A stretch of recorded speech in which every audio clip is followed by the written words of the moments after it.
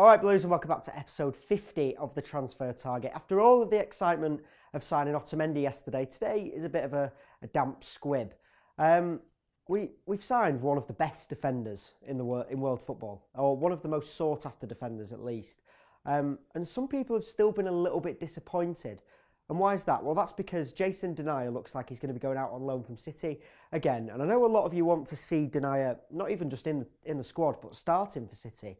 But at the moment, I don't know how he fits into the team. Kompany and Mangala have played two clean sheets, looked very solid at the back together.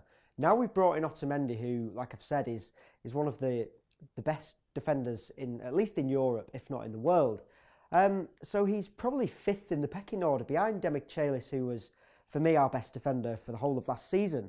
But it looks like Denayer will be going out on loan for the whole season with Marseille. L'Équipe this morning have said that Marseille are the front runners for Denayer's signature this season.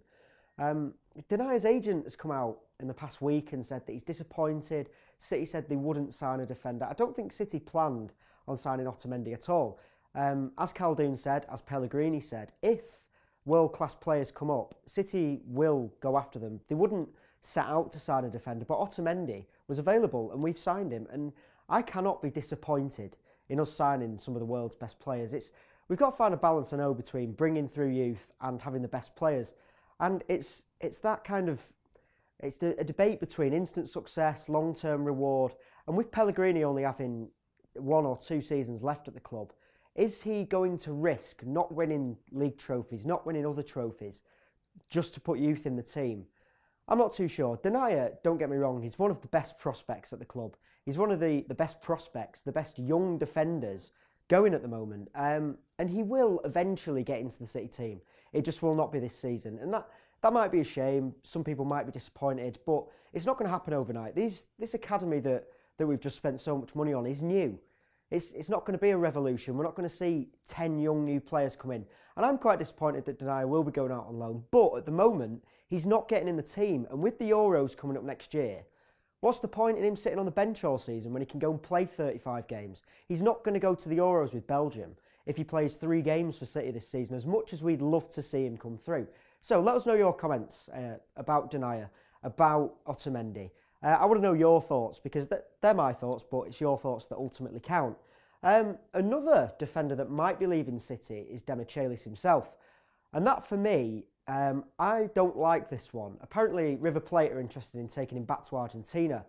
The reason I'm quite against this one is that Demichelis was by far our best centre-half last year. He was the most reliable, he made the least mistakes, he organised us like I've not seen a defender organise at our club for a long time. And I think he's just good to have around. He's getting older, but defenders do get older, but he's wise, he's reliable, he's just got the experience that the younger players can rely upon.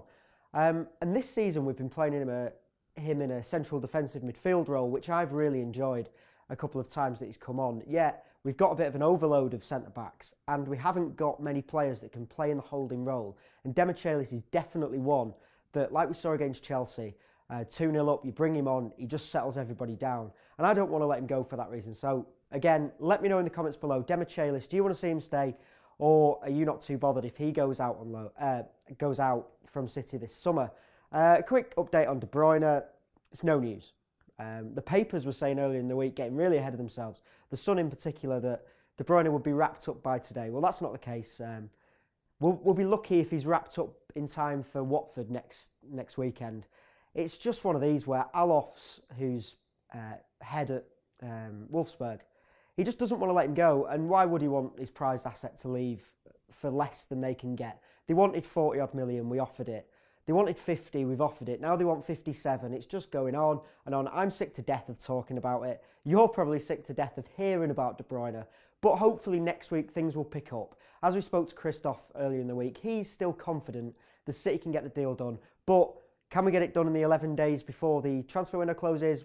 I hope so. Let us know in the comments below, what do you think about today's rumours? Denayer, Demichelis, Otamendi from yesterday, De Bruyne. There's no new names, but I'm not surprised about that. And neither should you be.